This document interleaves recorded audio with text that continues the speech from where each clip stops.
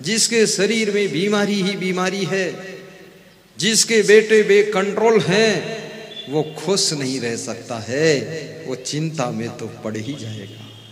इसलिए क्या करना पड़ेगा? सबसे पहले अपने आप को सत्संग से जोड़िए, पूरे परिवार को टीवी में प्रवचन सुनवाइए। रात्रि 9 बजे आस्था भजन चैनल 20 मिनट का प्रवचन इंजेक्शन का काम करेगा। सासू सुन लेगी तो देवी बन जाएगी, और बहू सुन लेगी तो क्या पूछना है, सीता जी बन जाएगी। और बेटी सुन लेगी, मीराबाई जैसे भक्ति करेगी, फिर वो शूर्पणखा नहीं बनेगी। और बेटा सुन लेगा तो राम लक्ष्मण भरत शत्रुघ्न जैसा बन जाएगा। और बाप सुन लेगा अगर प्रवचन, तो बाप भी साधारण बाप नहीं रहेगा, महान नंद बाबा जैसे आपको प्रेम करेगा, साधारण बाप नहीं रह सकता। प्रवचन से जुड़ो। तो सबसे पहले चिंता मुक्त जीवन जीने के लिए संताप, पीड़ा और दुख से बचने के लिए आपको बुद्धिमान बनना जरूरी है। बुद्धिमान, बुद्धिमान कैसे बनोगे?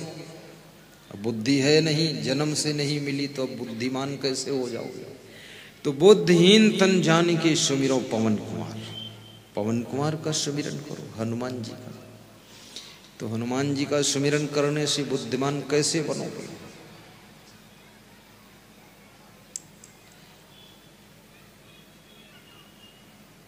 हनुमान जी जैसी भक्ति आपके अंदर पैदा हो,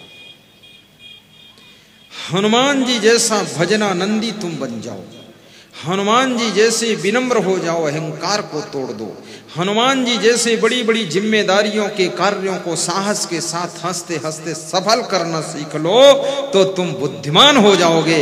हनुमान जैसा थोड़ा ब्रह्मचर्य का भी पालन करो, थोड़ा फल भी खा लिया करो, और थोड़ा सा कम खाया करो, तो आप जो है बुद्धिमान हो जाओगे। दूसरा बुद्धिमान बनने का तरीका, तुम जिम्मेदारी ज्यादा ले लो। जिम्मेदारी, जब जिम्मेदारी लोगे तुम्हारी बुद्धि पर प्रेशर पड़ेगा और बुद्धि जबरदस्ती सोचना शुरू करेगी, तो तुम बुद्धिमान हो जाओ। जो बुद्धि से काम नहीं लेते हैं अधिक, वे बुद्धूनाथ हो जाते हैं।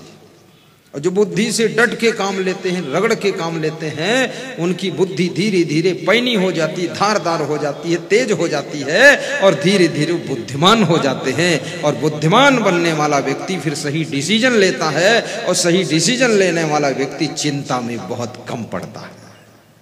इसलिए चिंता से बचने का उपाय, बुद्धिमान बनो। दूसरा, योग्य बनो। योग्यता भी होनी चाहिए, अपनी योग्यताओं को विकसित करो। अयोग्य व्यक्ति का कहीं स्थान नहीं होता है। श्रद्धा ज्ञान देती है, और योग्यता ऊंचे ऊंचे पहुंचने का स्थान देती है, और नम्रता सम्मान देती है। कल मैं प्रवचन कर रहा था एक स्कूल के पास में, रायसेन जिले में गोरखपुर गांव में। आयोजक श्री राजेंद्र खरे, मोहन सिंह राजपूत, बलवान सिंह राजपूत डिप्टी रेंजर आदि आदि लोग आयोजन करा रहे थे। तो स्कूल के प्रिंसिपल साहब मुझे स्कूल ले गए, और तो बोर्ड में लिखा हुआ था एक कोटेशन, श्रद्धा ज्ञान देती है, नम्रता सम्मान देती है, और योग्यता आस्थान देती है। योग्यता यदि नहीं है तो कोई स्थान भी मिलने वाला नहीं। इसलिए योग्य बनो। और योग्य कैसे बनोगे? योग्य कैसे बनोगे? योग्य बनने के लिए आपको सही दिशा में मेहनत करना पड़ेगा, सीखना पड़ेगा, समझना पड़ेगा, ट्रेंड होना पड़ेगा, मेहनत करना पड़ेगा, तब योग्य बन पाओ। अब योग्य हो गए, लेकिन योग्यता का प्रयोग भी करो। कितने लोग योग्य है लेकिन उसकी योग्यता का कोई प्रयोग ही नहीं। और किसी भी व्यक्ति को अपनी योग्यता का प्रयोग करने के लिए मैनेजमेंट, आर्ट ऑफ मैनेजमेंट सीखना पड़ता है। मैनेजमेंट करने की कला। आपका मैनेजमेंट दूसरा कौन करेगा? कोई नहीं करेगा। क्यों करेगा? क्या जरूरत है उसको लफड़े में फंसने? तुम तुम्हारे अनुकूल खुद अपना मैनेजमेंट करो। अब यदि आपको अपना मैनेजमेंट करना आ गया तो तुम्हारी योग्यता का प्रयोग होगा। अपने को मैनेज कीजिए, किस तरह से हम अपनी योग्यता को यूज करें, क्योंकि योग्यता का प्रयोग जब तक नहीं करोगे तब तक तुम्हारा समाज में कोई महत्व नहीं होगा, सम्मान नहीं होगा, और समाज में तुम्हारी कीमत नहीं होगी, और समाज से तुमको कुछ मिलने वाला भी नहीं भेला भला। इसलिए उसका प्रयोग होना चाहिए। गाड़ी चलाने की योग्यता हो, भोजन बनाने की योग्यता हो, प्रवचन करने की योग्यता हो, भजन गाने की योग्यता हो, और योग्यता का प्रयोग करने के लिए सहनशीलता की बहुत बड़ी आवश्यकता है। क्योंकि कभी जब तुम अपनी योग्यता का प्रयोग करने चलते हो तो वहां परिस्थितियां आपको प्रतिकूल मिलती हैं, डिस्टर्ब कंडीशन प्राप्त होती है। उसमें यदि सहन शक्ति नहीं है तो तुम क्रोधित होकर के खुद ही डिस्टर्ब हो जाओगे और अपनी योग्यता का प्रयोग ही नहीं कर पाओगे। वहां सहनशीलता होनी चाहिए। गम खा सको, थोड़ा सेटलमेंट कर लो और थोड़ा सुधार कर लो। अभी जैसे मैं प्रवचन कर रहा था तो यहाँ 2-3 बातें हमको डिस्टर्ब कर रही थी। नंबर 1, सामने बहुत दिख रहा था तो मैंने तुरंत इशारा दिया, 3 पर्दे लग गए कि मेरी आंख भी दूर नहीं जानी चाहिए ज्यादा वहां भड़बड़ में। फिर पीछे मेरा मोबाइल बज रहा था, वो कोई बोल गया वो उसका घंटी बंद करना, तो मैंने कहा बजने दो। दूसरे के प्रवचन में वो टोन बजती, तबला बजता, हम सोचेंगे हमारा छोटा तबला बज रहा है, बजने तो झंझट कौन करे। फिर जब चांस मिला भजन गाया और पानी पीने लगा, संत को बुलाया, मैंने कहा मोबाइल ले जा पीछे से बंद करा के ला, क्योंकि वो सीधा वो बंद भी नहीं कर पाता। तो कुछ खुद ही मैनेज करना पड़ेगा। कुछ डिस्टर्ब है उसको स्वयं सेटिंग जमाओ। आपकी लकड़ी गीली है और रोटी बनानी है, और बनाने की कला तुम में बहुत अच्छी है, और वर्षा हो रही है, किचन छोटा है, लकड़ी थोड़ा भीग गई, और भीगी तुम्हारे लापरवाही से है। रात में तुमने लकड़ी छाया में रखा नहीं, अंधाधुंध सो गए कुंभकर्ण की पत्नी बनकर, लकड़ी भिगा दिया, और सवेरे कहते लकड़ी गीली है, तो गीली क्या कोई दूसरा कर गया, पानी डाल गया, तुमने चिंता क्यों नहीं किया, फिक्र। अब गीली है, क्या करोगे उसको तुम? तो थोड़ा उसमें मिट्टी का तेल डालिए, केरोसिन ऑयल डालिए, और लकड़ी को फाड़िए, कुल्हाड़ी लीजिए, ऊपर का गीला गीला अलग कीजिए, अंदर का सूखा हुआ निकाल लीजिए, और उसको एक बार जला दीजिए। एक बार जल गई तो गीली भी लगाओगे वो भी जल जाएगी और रोटी बन जाएगी, काम सफल होगा, तुम्हारी योग्यता का प्रयोग होगा। और गीली लकड़ी की गुस्सा में तुम रोटी ही न बना पाओ, ये तुम्हारी बुद्धिमानी का खेल है।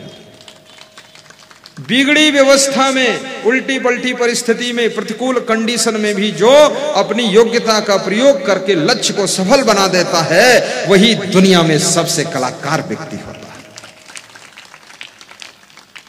इसको कहते जुगाड़ बनाना भी सीखो।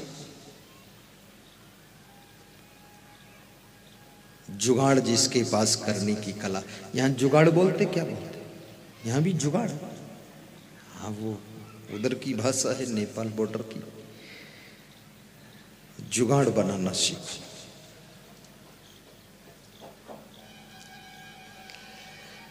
और योग्यता का प्रयोग उनका भी नहीं हो पाता है जो लोग विषय वासना में ज्यादा लिप्त रहते हैं, क्योंकि उनकी बुद्धि, उनका मन, उनका चित्त हर समय उसी चिंतन में लगा रहता है, कुकर्म में। उनकी योग्यता का प्रयोग नहीं होगा। इसलिए मन के अंदर वैराग्य भी होना चाहिए। इस मन को चंचल भी मत कीजिए।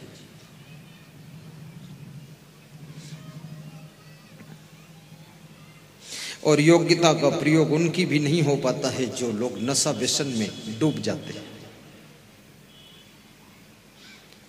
एक इंजीनियर मेरे ऊपर हाथ का पंखा डुला रहा था, फटी बनियान पहने हुआ था, अंडरवियर गंदी पहनकर। मैंने कहा आपका क्या परिचय है? बोला I am civil engineer super mind. मैंने कहा ये सुपर माइंड पंखा डुला रहा मेरे ऊपर, बात क्या है? तो बोला शराब पीता हूँ, ड्रिंकर हूँ। क्यों पीते हो? बोले माता पिता ने मेरी बात नहीं मानी, भाई लोगों ने भी बात नहीं मानी, घर का डेवलप करना चाहता था, मेरे गुस्सा आ गई, मैंने नौकरी छोड़ दी, 40,000 महीना मिलता था और मैं दारू पीना शुरू किया, घर बर्बाद हो गया। इस साल फिर उसके गांव में गया, मैंने पूछा वो जो पंखा डुला रहा था सिविल इंजीनियर वो कहाँ है? बोले वो तो मर भी गया दारू पीकर, खत्म कर। अगर तुम्हारी बात को बाप भी ना माने, बेटा ना माने, पत्नी ना माने, थोड़ा गम खाइए, थोड़ा इंतजार कीजिए, थोड़ा प्रतीक्षा कीजिए, थोड़ा सहन कीजिए, थोड़ा टाइम पास कीजिए और उसके बाद एक दिन ऐसा आएगा वो भी बात मानेंगे। तुम अपने आप में स्थिर रहो, तुम डगमग मत हो, तुम भूकंप मत लाओ, भूचाल मत पैदा करो, तुम अपनी योग्यता का धीरे धीरे कंडीशन बिठाते हुए प्रयोग करते रहो। वह सब एक दिन लाइन पर आ जाएंगे और नहीं लाइन पर आएंगे तो तुम कम से कम बेलाइन नहीं जाओगे। योग्यता का प्रयोग तुम इसलिए भी नहीं कर पाते हो कभी कभी कि तुम्हारे मन में आलस्य बहुत है, और कभी कभी इसलिए योग्यता का प्रयोग तुम्हारी नहीं होता है क्योंकि तुम कहते हो इतना ज्यादा करने क्या जरूरत है, अरे रात दिन मरने क्या जरूरत है, ये बैल की तरह भागने क्या जरूरत है। बैल की तरह भागने की जरूरत नहीं, लेकिन हाथी की तरह खाने क्या जरूरत है? जब खाते हो हाथी की तरह और ये भैंस की तरह पड़े रहने की क्या जरूरत है? वो नई बात बताते। आपके पास में अगर बुद्धि है, योग्यता है, क्षमता है तो आप इतना कमाइए कि लाखों लोगों की रोटी आपकी बुद्धि से चलनी चाहिए। अभी मेरा प्रवचन होशंगाबाद जिले में था, गांव बनखेड़ी में। तो वहां एक सज्जन आए, राजेश माहेश्वरी, विवेक माहेश्वरी। तो उन्होंने कहा मेरे पास में 8 शुगर फैक्ट्री है जिसमें 40,000 मजदूर काम करता है, 20,000 अन्य कर्मचारी है, 60,000 लोगों की फैमिली चलती है और हर फैमिली में 6-6, 7-7 लोग हैं। तो करीब करीब गुरुदेव 4 लाख लोग हमारी फैक्ट्री से कमा करके पेट भरते हैं। तो मैंने कहा तुम धन्य हो, इतने लोगों को रोजगार दिया, इतनी फैमिली की रोटी धोती के प्रबंध में सहायक बने। अगर वो सोच ले हमको इतना करने की क्या जरूरत? हर व्यक्ति 8 फैक्ट्री शुगर की नहीं चला सकता है, सबके पास इतनी बुद्धि नहीं, इतना संस्कार नहीं, इतनी योग्यता नहीं, इतनी क्षमता नहीं, इतना ब्रेन नहीं। लेकिन जिनके पास में ब्रेन है वो कहें हमको इतनी जरूरत क्या है जरूरत, क्योंकि आपके पीछे संसार के बहुत लोगों का भाग्य भी जुड़ा हुआ है, उनको बेचारों को भी व्यवस्था मिल जाएगी।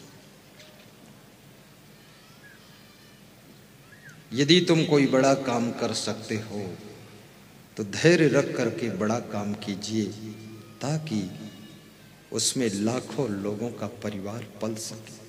मैं बेंगलोर गया था सत्संग करने, तो वहाँ कर्नाटक में जिस भक्त के यहाँ गया था वो सॉफ्टवेयर इंजीनियर है।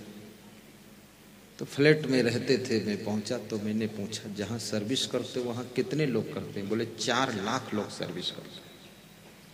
टाटा की सॉफ्टवेयर कंपनी है, उसमें 4 लाख कर्मचारी हैं। तो मैंने कहा कितनी कंपनी है? बोले 2-3 तो मैं जानता हूँ, दूसरी वाली में भी 4-5 लाख लोग हैं। अब 9-10 लाख लोग तो उनके सॉफ्टवेयर कंपनी में सर्विस करते हैं, इंजीनियर लोग। उसके पास भी फ्लैट है, कार है इंजीनियर के पास। अब टाटा जी की बुद्धि देखो कितना कमाल करती। टाटा की टीन आ रही, टाटा के ट्रक आ रहे, टाटा के सारे सिस्टम आ रहे हैं और टाटा जी को न हमने देखा न तुमने देखा, कभी फोटो में देख लिया है। टाटा जी का नाम भी सबको मालूम नहीं, बस लोग टाटा टाटा कहते हैं। कितने लोगों की जिंदगी चला रहा व्यक्ति। तो आपके अंदर इतनी सामर्थ्य हो तो बड़ा काम भी कीजिए। और ये भी निवेदन करूंगा कि अगर चिंता मुक्त होना चाहते हो तो अपने परिवार को सबसे पहले सत्संग से जोड़िए, ताकि इसको संस्कार मिले। और आज इस कलयुग के अंदर बहुत बहुत कुसंगत चल रही है। मोबाइल में कुसंग, टीवी में कुसंग, सड़क पर कुसंग, कुसंग में कुसंग, जहां देखो वहां कुसंग। सारी बुराइयां चारों तरफ फैली हुई है। तुम खुद बचना चाहो तो बच सकते हो, अन्यथा अच्छा भला इंसान भी बिगड़ सकता है दुनिया में। और अपने आप को बिगड़ने से बचाना चाहते हो तो ज्ञान चाहिए इसके लिए, और ज्ञान आपको सत्संग से ही मिलेगा। दूसरा, स्वाध्याय करो, थोड़ा रामायण भी पढ़ा करो। गीता के श्लोक न पढ़ सको तो अर्थ पढ़ लिया करो। कबीर के दोहे पढ़ लिया करो कि साईं इतना दीजिए जामे कुटुंब समाए, मैं भी भूखा न रहूं साधु न भूखा जाए। और जिनको साईं ने ज्यादा दे दिया है वो भी भूखे रहते, क्योंकि डॉक्टर ने मना किया कुछ खाना मत। और साधु भी भूखा जाता, क्योंकि कंजूस बहुत, उसको देते ही नहीं। दिल भी होना चाहिए देने का। ज्यों जल बाढ़े नाव में, घर में बाढ़े दाम, दोनों हाथ उलीचिए यही सयानो काम। नाव में जल भरने लग जाए तो दोनों हाथ उलीचो, अन्यथा नाव डूब जाएगी। घर में धन बढ़ने लग जाए तो दोनों हाथ दान पुण्य भी कीजिए। दान किए धन ना घटे जो सहाय रघुबीर। दान छोटी मोटी चीज नहीं है, ज्ञान दान भी करो। जैसे मैं भी आपको दान दे रहा हूं, मैं क्या दे रहा हूं? मैं ज्ञान दान दे रहा हूं। 2-3 घंटे बोलकर सुना देता हूं। और सबसे श्रेष्ठ दान ज्ञान दान होता है। तुम्हारे पास ज्ञान दान करने को नहीं है तो जो ज्ञान दान दे सकता है उसके ज्ञान को प्रचार प्रसार करो। मोबाइल में प्रवचन सुनो, दूसरों को भी बताओ, आप भी सुनो, सब्सक्राइब भी करो उसको। कभी राम बन के कभी श्याम बन के चले आना, प्रभु जी चले आना।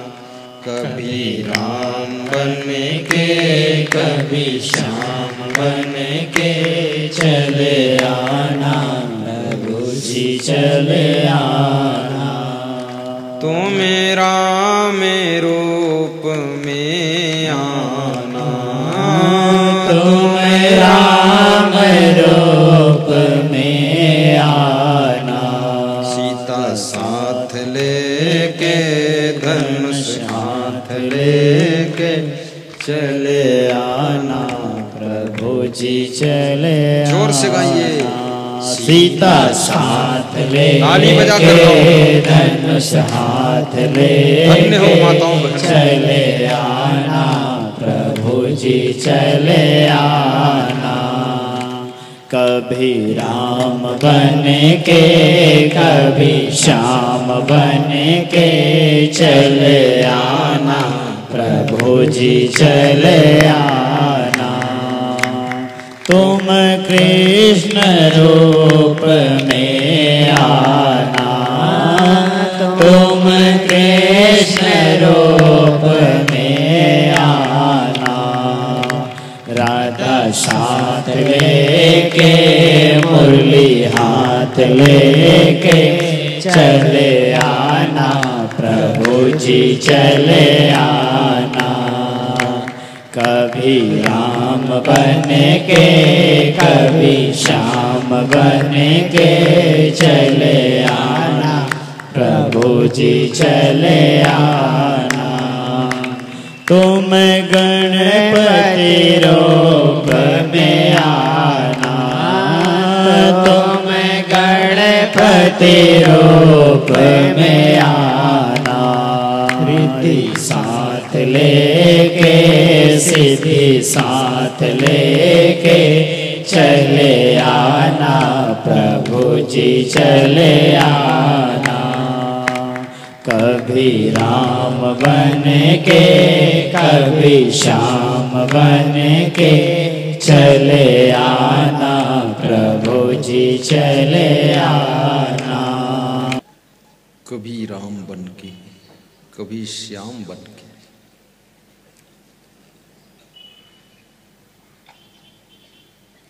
परिस्थितियों के अनुसार आपको परिवर्तन करना पड़ता है। घर में आवश्यकता पड़े तो कभी पिता की आज्ञा का पालन करने के लिए राम की तरह कुछ त्याग भी कर देना। कभी भाई की सेवा की जरूरत पड़े तो लक्ष्मण बनकर सेवा भी कर देना। घर में मौन रहने की जरूरत हो तो शत्रुघ्न बनकर मौन हो जाना। और भाई से प्रेम करना हो तो भरत बनकर प्रेम कर देना। भरत जैसा तुम्हारे दिल में प्रेम भरा हो। 2.5 अक्षर प्रेम का पढ़े सो पंडित हो। प्रेम विहीन परिवार हमेशा दुखी और चिंतित रहता है। जिस परिवार के सभी सदस्य एक दूसरे से प्रेम करते हैं वह परिवार हमेशा खुशियों की खुशबू से भरा रहता है। और प्रेम वही होता है जहां सबके अंदर त्याग होता है। प्रेम के लिए अपने अवगुणों को भी त्याग करना पड़ता है।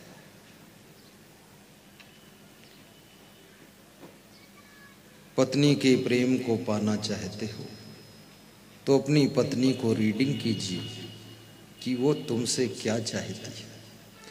वो चाहती है कि तुम दारू ना पियो तो दारू का त्याग कीजिए, उसका प्रेम मिलेगा। वो चाहती तुम आलस्य ना करो तो तुम परिश्रमी बन जाओ तो उसका बहुत प्रेम मिलेगा। तुम्हारे अवगुण तुमको प्रेम से वंचित कर देते हैं। तुम अपने पति का प्रेम पाना चाहती हो तो पति को रीडिंग करो कि पति क्या चाहता है। यदि पति चाहता है कि तुम मेरे बूढ़े माँ बाप की सेवा भी कर दिया करो तो भोजन बनाओ तो सबसे पहले थाली परोस कर उनको दे दिया करो। तुम्हारा पति अगर सफाई पसंद करता है तो घर को पूरा क्लीन रखो, ठीक से।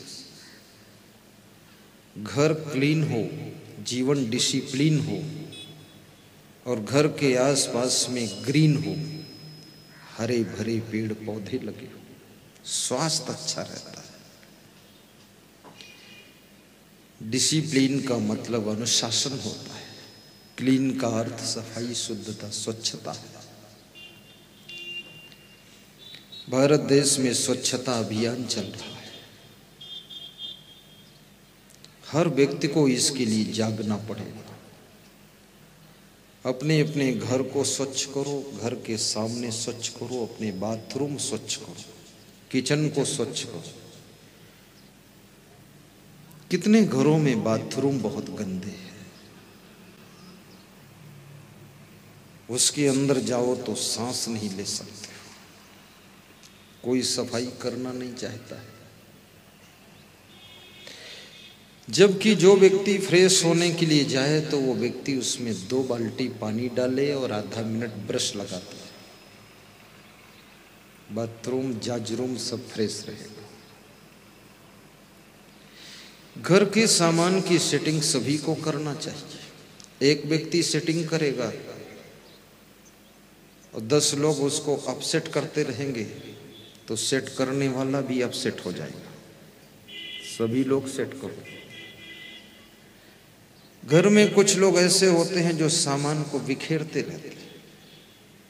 उठाया अलमारी से और रख दिया बेड के ऊपर काम लेने के बाद, और बेड से उठा कर ले गए तो रख दिया द्वार पर ही, वहीं छोड़ दिया।